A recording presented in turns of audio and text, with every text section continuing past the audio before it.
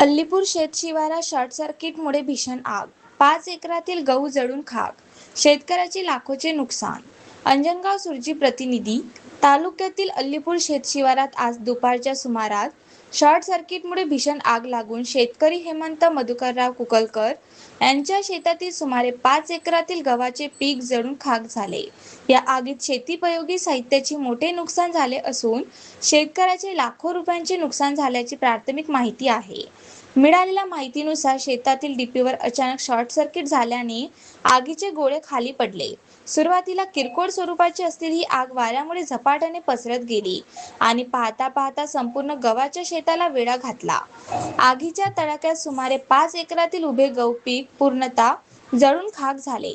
याशिवाय पिकाला पाणी देण्यासाठी वापरात असलेले सुमारे 40 ते 50 स्प्रिंकलर व ठिबकचे पाईप जळून नष्ट झाले.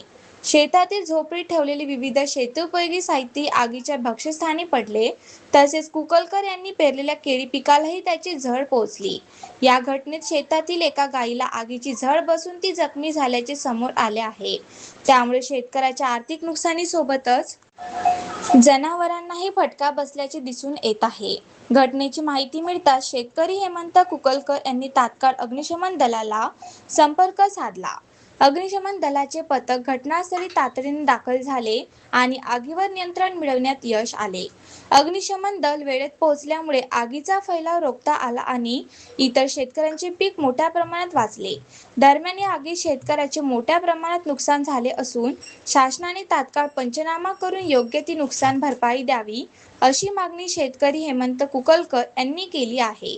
तसेच अशा घटना टाळण्यासाठी वीज यंत्रणाची नियमित तपासणी करण्याची आवश्यकता असल्याचे नागरिकांनी व्यक्त केले आहे.